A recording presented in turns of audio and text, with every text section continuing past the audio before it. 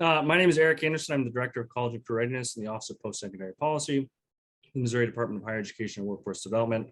I actually work more on the policy side and have for the past 5 years or so, but I got my start working in our data shop with my good friend and mentor, Jeremy Kinsel, who's on this call today. Basically, we want to talk about some of the work that we've done in equity here in Missouri. We decided to write a series of reports around equity where we wanted to look at kind of all the key metrics that we can identify in the state and see what are the persistent equity issues across multiple metrics. So we did a series of reports, but as we were doing this, we put together an equity advisory committee, and one of the members of our committee talked to us about this groundwater metaphor. And she got this from the Racial Equity Institute, which is a consulting agency in, I believe, Greensboro, North Carolina. So this idea of a groundwater metaphor, right? If you're walking along a river or a stream or a lake and you see one or two fish kind of floating belly up, you're going to assume that maybe it's just something with the fish. Maybe they were weak fish. Maybe there were issues. But if you start to see a bunch of fish, right, belly up, you may start to assume that maybe it's not something wrong with the fish, but rather it's something wrong with the groundwater itself.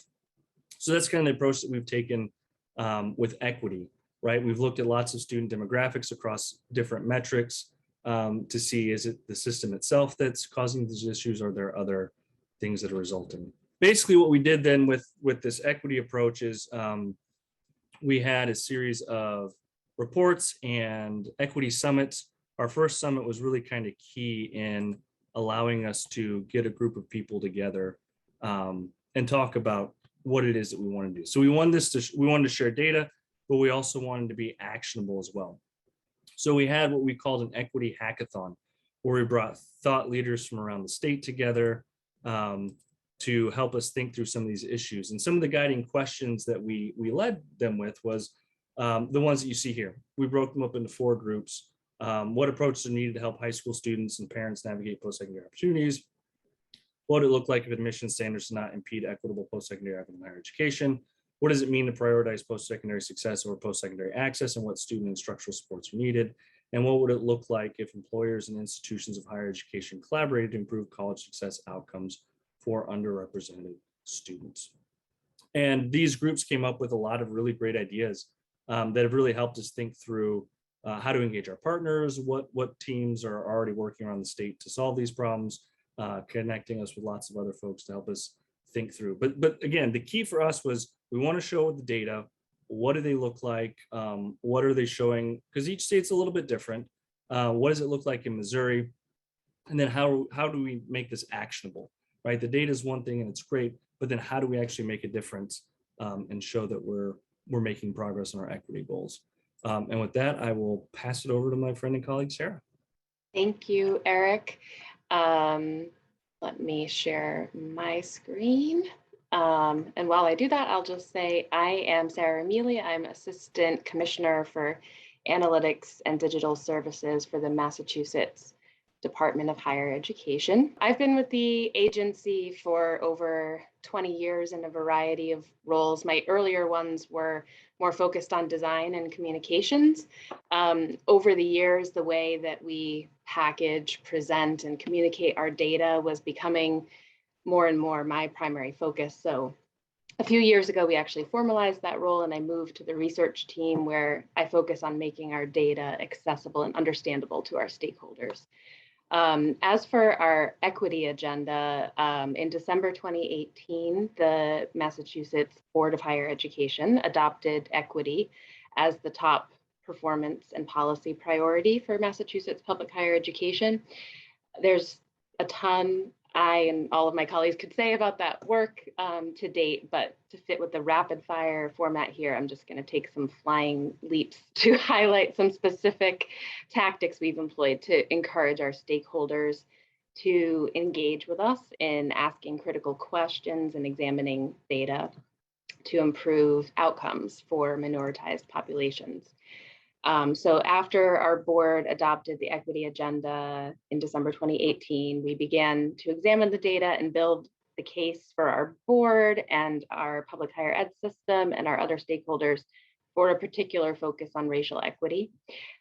We spent every single board meeting for at least a year and a half using data to highlight the racial disparities in our public higher education system, and to build the support for this lens on our work. During that time, we were fortunate to apply for and be accepted as the 5th Lumina tie state, joining Colorado, Oregon, Tennessee, and Virginia in that partnership about a year ago, which really helped us solidify the racial equity focus and put some resources behind it. But stepping a bit further back, in my 20 years at the Department of Higher Education, there has always been a stated goal related to equity. It's not new necessarily. Increasing access to higher education for underrepresented students, improving college awareness and readiness, closing achievement gaps. We have been disaggregating and reporting the data for a long time, building the accountability reports and the dashboards. But during that time, little has actually changed in terms of the outcomes for our minoritized students. And we recognize that one challenge has been getting people in key leadership roles to really recognize that simple fact that despite having the right goals and having access to the data, that doesn't mean that we're making progress. Perhaps leaders have kind of embraced some anecdotal success stories as evidence of progress, or led more with intuition than evidence. And so we've really been focusing on creating and nurturing a culture of knowledge, like the quote on this slide illustrates, and continual improvement, learning, and accountability. So just to quickly move through some of the things we've done, it's been key to engage our leadership audiences with the data in a more meaningful way. From 2016 to 2018, we worked with our campuses to completely overhaul our accountability system and the metrics.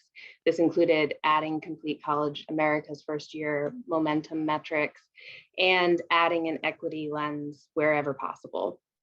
And we also redesigned the user experience of this report, moving from print to Tableau, a fully online, really rich interactive experience with the data. As I said, there's 4 major categories of metrics, student success and completion being the most robust, but also this really important equity lens section of the report, where the emphasis is on trend. Is progress being made toward eliminating disparities? And we have a dashboard for each major equity comparison that we can currently support. So to speak more specifically about engaging leaders, like presidents and trustees with the data, we've worked hard to build trust through collaboration and clear messaging. We describe this as a tool to prompt constructive conversations about performance and accountability. We stress that every campus has additional and newer data than we have at the state level that can and should enrich the discussion. Our guidelines for presidential evaluation and campus strategic planning have been updated to align with PMRS and require the use of PMRS as justifications for raises, strategic planning, et cetera. And we've now, for the past 3 years, at our annual trustee conferences, we've done some different exercises to really push that issue of, just because someone handed you the dashboard or sent you the link doesn't mean you've done the work yet. So 3 years ago at the conference, we did a little one-act play where our commissioner, our board chair, and our associate commissioner for research and planning role played what a little meeting would look like, where you were using PMRS as a tool to ask conversations and dig deeper into what more data is available that can flesh out this picture, or what data don't we have that we need. The following year, we had campus teams sit together, and we really walked them through an exercise of opening up the performance measurement report, having a conversation about where does the institution appear to be performing well, what has changed, what has not, looking at the trends. taking a closer look at the equity lens and really like saying out loud what you're seeing there. We show a picture of what you would hope to see, but what we do see is a lot of flat lines or slight increases on the part of different populations, but no closing of equity gaps. And then really encouraging the trustees and the presidents to think about what was confirmed, what surprised them, what more data they need to be able to start to form a plan and act on these issues. That is essentially it. Just in terms of lessons learned, we were a little bit worried that this approach could be perceived as condescending, but we actually got a lot of positive feedback, and we were asked to repeat these exercises for full board meetings at the campuses. And since we've focused more on leadership engagement, we've seen a real change in the way these indicators are used and reflected in the evaluations, the planning, kind of the arguments that the campuses are coming forward with, and a lot more engagement in the racial equity work. So my name is Travis Munson. I'm the Executive Director of Data and Advanced Analytics at the Kentucky Council on Post-Secondary Education. You know, just to start out before I start sharing here. So, you know, at the Kentucky Council on Post-Secondary, Education, our focus lately has really been on transition points. So whether that is, you know, the P12 to post-secondary transition or the transition from post-secondary to workforce. And we've actually made quite a few hires in those areas to try to, you know, to better learn and better serve students in those areas. And on that transition point from post-secondary to the workforce, you know, we have quite a few different projects going on right now to kind of facilitate that. One of those is the Kentucky, the work we're doing with Complete College America. And with that, I kind of wanted to set that up as context because we're still in very early work. We're still in a very early part of the process at this point to, you know, to kind of plan that work out and kind of have these data discussions. Not only how the purpose first strategies will work from Complete College America. You know, of course, a lot of those conversations will happen directly with the institution. But I do think as a system, we will play, you know, a pretty big role there, whether that is evaluation, metrics, you know, being able to look at pre, post intervention and kind of taking that approach. But, you know, with that in mind, like I said, this is more of, you know, hopefully ending in an open discussion of kind of what we have available. And that's what I'm going to focus on, kind of what we already measure from a post-secondary standpoint, kind of the resources we have available out there, and then kind of what can be used in this use case. So just a quick overview of kind of the metrics that we look at now. Both from kind of that transition from secondary to post-secondary and then from post-secondary to the workforce. So most of these metrics and key performance indicators are either part of our current strategic agenda or will be part of our upcoming strategic agenda. And, you know, you'll notice that with our strategic agenda, you know, we may not say this certain metric, you know, has an equity component. But basically with our new strategic agenda, equity will be a cross-cutting priority over all areas. So basically every metric you see will be broken out, you know, with subgroups for, you know, underrepresented populations, low income, stuff of that nature. So all metrics will be looked at from an equity lens. And we also have our diversity policy, which has very specific metrics that are specific, you know, to equity gaps and kind of closing of those gaps. But with that said, so as far as the transition from, you know, secondary to post-secondary, the main things we look at are things like college going rate, college readiness, progress of underprepared, which has turned into now with the implementation of our co-requisite model, more of a look of success from the co-requisite model. And then overall undergraduate enrollment. So basically anything that's listed as a KPI just means that we set targets for those metrics. So, with each strategic agenda cycle, we'll speak with the institutions and actually negotiate targets, for whatever time frame that may be. And then we can track those targets over time and then, see if we actually meet those over time. But context metrics are more so just, context for the greater key performance indicators. They also have an equity component, and we'll, break those down through the equity lens as well.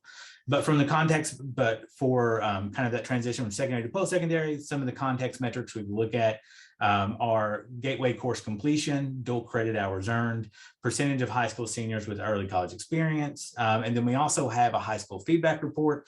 We do have a great relationship with our sister agency at the Kentucky Center for Statistics. They actually house our longitudinal data system. And we're lucky to have a very mature longitudinal data system and a great relationship with them. So we are able to get to things like, both P12 or secondary to post-secondary, that transition, and also the secondary to workforce, because we have all of those records combined.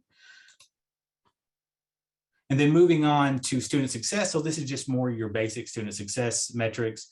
Undergraduate credentials conferred, graduation rates, 2 to 4 year transfer rates, system second year persistence rates, institution retention rates, time to degree, and student financial unmet need. And some of these will probably be more useful in the context of the the work we're doing with CCA, and then some of them are more so just what we track on a yearly basis. But some of the context metrics: credit completion ratio, experiential learning, kind of the proportion of programs that we have that have experiential learning component, completion rate. So just the overall national completion rate, 4 to 4 year transfer, cumulative credit hours registered at the first semester. And, that's really centered around kind of the 15 to finish program, and, kind of what we learned and what we were able to pull from that. And then a persistence, persistence rate from, say, not just the first or second from that, but maybe that second to third and fourth year. And then now to really what we, kind of, I guess, the meat of the discussion, or what we wanted to talk about. And that is around the Kentucky Purpose First, program that we're putting in place with CCA, with funding from Lumina. So and maybe Charles wants to chime in here, but kind of I guess the overall view of this is really to kind of make sure students enter post-secondary with a purpose, that programs, that data points and metrics are looked at from a program perspective and also an equity perspective, and that those pipelines exist and those roadmaps exist for programs to the workforce, and different occupations within the workforce. So, some of the things that we track now are, graduates working or pursuing more education. And that's just a breakdown of, associate and baccalaureate degree earners who either move on to a graduate degree or move into the workforce, and then what proportion of those are actually in the workforce after 1 year. Graduate professional degrees. So how many graduate and professional degrees are we are actually being given each year, and then our overall state post-secondary attainment goal, and that's our larger 60 by 30, so 60% of the adult population with some sort of post-secondary credential by 2030. And most states have some sort of attainment goal, of that nature. But then with the context metrics, so we do look at high wage, high demand degrees, graduate professional enrollment, and then more so, we don't have a whole lot of metrics right now that focus on the transition to the workforce, but we have a lot of resources for that, and a lot of products that are created to kind of inform that process. So one of those is our post-secondary feedback report, where you're able to actually look at, you're actually able to look from a degree level perspective from a certain institution and kind of see based on different areas. So these aren't like, your full 6-digit SIP program. These are more areas like business, health, things of that nature, and kind of what those outcomes look like from a 1, 3, and 5 year workforce perspective. And then we have the Kentucky program, or the Kentucky Academic Program Outcomes Report. This is much more granular, but it's also not public facing. This is specifically for institutions to use, to where we actually have it, or I guess the security setup, it's set up in Tableau, but we have it to where only institutions can see their data. But what they're able to do is actually see each program. They're able to see the student success metrics for that program. So whether that is, retention rate specifically for the program, kind of time to degree for the specific program, and then the workforce outcomes for that program. And that's also at the 1, 3, and 5 year post-graduation level. But we also have the Kentucky Students' Right to Know that is public facing. So that is more designed for a student audience, so that they can go and kind of look and compare programs at different institutions, kind of see what the typical occupation is for that program, and then see specific outcomes for that program, for that institution. And there we actually show the 25th, 50th, and 75th percentile wages for each individual program. And then we also show kind of the debt outcomes for that program. So you can see the median debt for a student who graduated from an accounting program at the University of Kentucky, and also see kind of what the average institutional aid that's given to students at that institution. So it's kind of a hybrid to show the workforce outcomes and also the affordability or debt outcomes for individual programs at the institution. But with that said, like I said, kind of just trying to move through it fast here. Which is, could you speak more on how you measured and obtained workforce data as college scorecard data, White House college scorecard data can be a bit limiting. And I do want to call out too, as kind of like an addendum, that just like with Sarah and Eric, I mean, if we want to go deeper in this, that last slide had so much in terms of what you're able to do on a post-completion front. I think it's pretty great. And I think like we could easily do a half hour diving into like, what did you mean when you said that there was this feedback report, or like, how are you quantifying that? So first, I just want to speak for you and just say, hey, you're probably available for questions on that stuff offline, right? But then second, do you want to take Wes's question from the chat? Yeah, so with the Kentucky Center for Statistics in our longitudinal data system, so they use UI records. So as of now, we only have UI records to match. So of course there are going to be some some missing data within those, especially from contractors and other types of occupations. But they are now collecting tax data. So hopefully we can start integrating that into our longitudinal data system fairly soon, and hopefully fill in some of those gaps. So basically, just kind of inside baseball. So, the Kentucky Center for Statistics collects from all different agencies within the state, CPE being one, KDE, the Kentucky Department of Education being another, and, workforce data as well, and other forms of data too. The Department of Criminal Justice data and health data. And they create a unique ID, match these people across all the different data sets, and then use that for outcomes. Now, we are also kind of an early adopter for the ADRF system with the Coleridge Institute. And its purpose is going to kind of to be expand that and have multiple states give unit level data and be able to do, to create a research environment to be able to do research across state lines at the unit level and not at the aggregate level. So not to give a pitch to the ADRF, but just to say that, we are trying to, even though we're in a pretty good place now to kind of expand that that capacity in the future. The connections that you're able to make in your state across agencies is pretty impressive. And I wonder if, it's probably for later, but like, some sort of roadmap or playbook for folks in the roles that, are here today to like start instigating that process. I don't know if that's something that's more common than I'm thinking across the country, but I think that you've got a pretty unique, like, oh, well, we've all collapsed around the same ID, which is kind of amazing. Yeah, and usually the technical part isn't the hard part. Usually it's the political part, right? And that's usually the questions we get.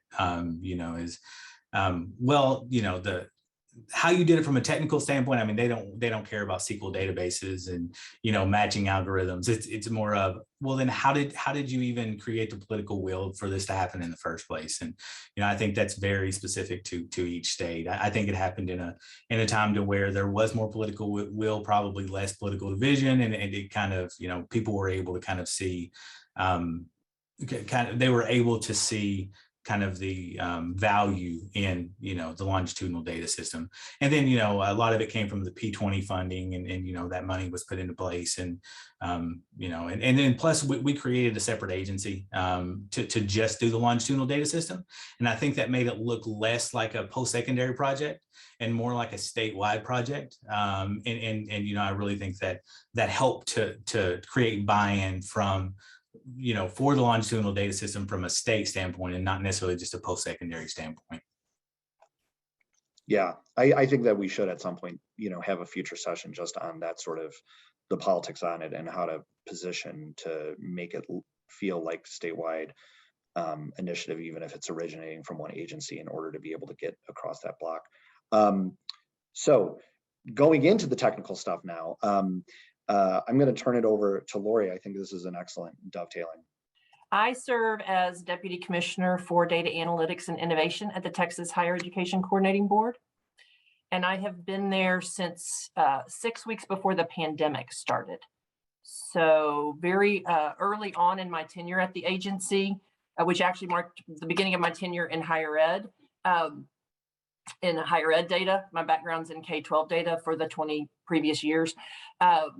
We all went home. And so it's been, as you all know, as you all experienced in your state, it's been quite an extraordinary ride since March of 2020. But one of the things that the state had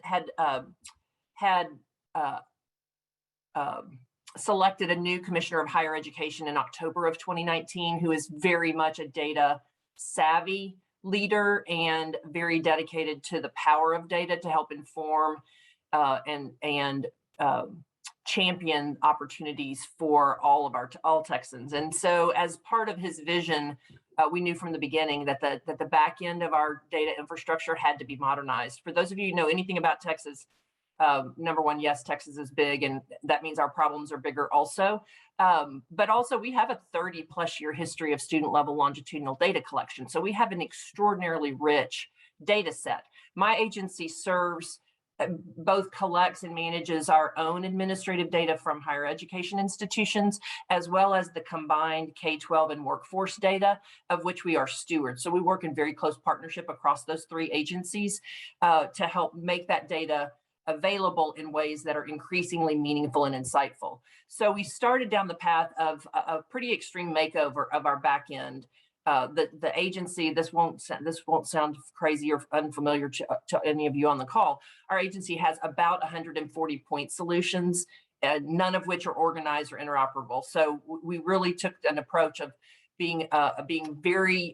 moving very dramatically in the way we manage the entire data pipeline, and moving it into the Azure cloud. We selected the Azure cloud. So I'll say a little bit more about that. This is sort of the general notion of where we are, but from the beginning, and I heard this, this was something Travis was just talking about. We all know that the technology is actually the easy part. It's people and process and technology in combination that actually make it possible for you to start to move from the place where we are, which is we are a significant provisioner of data points, to really being able to turn that information into stuff that's actionable and insightful for a whole variety of stakeholders. Just like all of you, we serve an entire waterfront of stakeholders. And I would say we do a decent job of probably serving those who are the power users of data, even though we know we can do better, but we really don't do a good job across the rest of the stakeholder groups. So we've had this three-pronged approach to working on the technology, which is a significant lift for us. Also looking for ways to leverage the data we already have and turn those into high value reports for our stakeholders while we're making over the back end. And then third, to evolve our processes and structures, including governance and data presentation in parallel, so that we deliver user value as quickly as possible. This is sort of what that from and to picture looks like. And I got to say, the graph on the left is highly simplified. The real version of that makes your eyes glaze over. But what we're moving to, obviously, is a much more streamlined Azure-based, Azure component-based pipeline from start to finish, so that we can take advantage of patterns that exist in the real world, but just aren't very common in state government or in education. As I said, we've got these 3 independent work streams. I won't belabor this because I'm happy to share these slides, but it's the common sense stuff that you all are tackling as well. We've expanded our data governance pretty significantly to really be an enterprise-wide data governance approach inside the agency, and are embarking on that across what we call the tri-agencies, our partner agencies in K-12 and workforce. This is where we are. So we had the advantage of some really significant planning support from philanthropy that allowed us to actually get this vision crystallized in early 2020 and hire significant consulting support from a fantastic team from Alvarez and Marsal that took us through a planning phase and then a proof of concept phase that helped our internal team get their hands on the new tools. We are and then lucky to be the recipients of GEAR dollars that have been allocated to our agency by our governor and legislative leadership. The bulk of the GEAR dollars, the first CARES Act, GEAR dollars have actually come to higher education, both to protect our state need-based aid programs from budget cuts, and also then to give us the ability to invest those dollars in some strategic ways, including this wholesale modernization of our project. We've got, actually, I thought I had updated this slide. We actually have 16 of 19 discrete technical projects in flight right now. We've expanded our internal IT capacity by about 2/3. You can imagine the complexities and the realities of trying to do this many things in parallel for an agency, but we are making progress. We're very excited and motivated by both the opportunity to deliver user value, but also motivated by the expiration date of those GEAR funds. So we're determined to make our highest and best use of them, or as I sometimes laughingly say, die trying. This just speaks a little bit to how we're funding the project. It's been a very collaborative effort with our funding partners, both inside and outside the state, but also, as I said, with our legislative leadership, who've been willing to support us in very significant ways to be able to absorb these one-time costs as we move into this Azure pipeline. And I'll stop there because I did bring, and then I'm happy to share these slides out with the group. I did add just the more detailed conceptual design so that you guys can see how we're using, like how we're conceiving of the Azure, the technical infrastructure. But I think the thing that I'm most excited by is we are doing in parallel things that you would probably normally do in sequence, but we are developing Power BI dashboards, moving our highest value reports into a more interactive format in parallel with making over the back end. And those will be rolling out before the end of the year to our internal team for feedback and then for some user testing with our stakeholders. So we're excited to be able to make this kind of progress. I don't want to make it sound like, it's been perfect and everything's gone beautifully, because as you guys know, with any major systems effort, there are ups and downs and sideways turns. But directionally, we are on track. And as our commissioner says, probably a year ahead of schedule in where we would have been without the ability to do really high quality planning from the beginning, and then have this infusion of GEAR funds, which has made it possible for us to retain some Deloitte teams to help us, as well as staff augmentation to help expand our internal technical capacity. If you know anything about Texas, we do make a lot of information available online. We do have what we call an accountability system coming from K-12.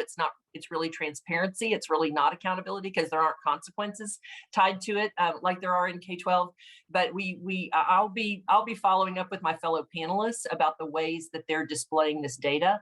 and in particular displaying it in ways that invite engagement, because that's actually, as these assets start to roll out, that's actually the area of work we'll be focused on, is actually engaging our external stakeholder groups much more directly, and not only what the data says, but what it means and how they can start to begin to take action. The other thing I'll say is, as another one of our strategic initiatives, our commissioner with our board and the board of the Texas Higher Education Foundation launched a refresh of our state strategic plan, which is where it's referred to as 60 by 30, because we do have a 60% attainment goal for the state of Texas by 2030. We are expanding that to embrace adult learners more thoroughly, and to expand the aperture of credentials as we think about them, and working in very close partnership with our Texas Workforce Commission right now to actually also stand up a credential repository that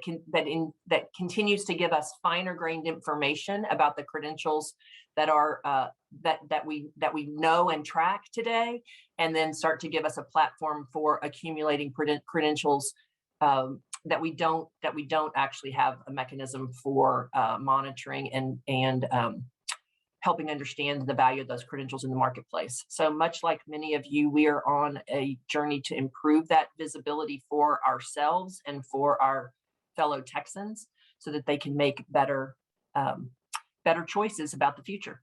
So with